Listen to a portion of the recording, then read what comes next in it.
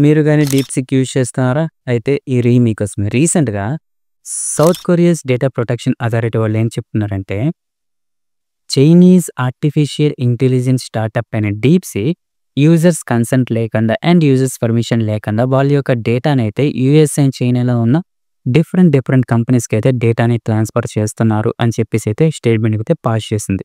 Statement ఒకటే కాదు, south కొరియాలో ఇంకెవరు ఈ డీప్‌సీక్ అనే అప్లికేషన్ డౌన్‌లోడ్ చేసుకోకుండా ఉండడానికి వాళ్ళ నేషన్‌లో అయితే ఈ న్యూ డౌన్‌లోడ్స్ అనైతే బ్యాన్ చేశారన్నమాట. సో దట్ ఇంకా ఫ్యూచర్‌లో ఈ డీప్‌సీక్ అప్లికేషన్ ఇంక ఎవరు డౌన్‌లోడ్ చేసుకోలేరు అని అయితే అర్థం.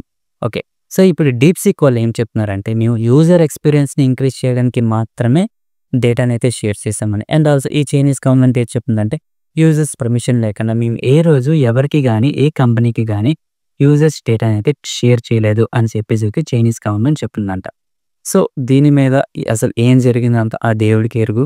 సో మీరు గాని డీప్‌సీక్ యూజ్ చేస్తున్నట్టయితే కొంచెం జాగ్రత్తగా ఉండండి. ఎటువంటి పర్సనల్ డేటా ఆర్ పర్సనల్ ఇమేజెస్‌ని గాని షేర్ అయితే అస్సలు చేయొద్దు. ఓకే.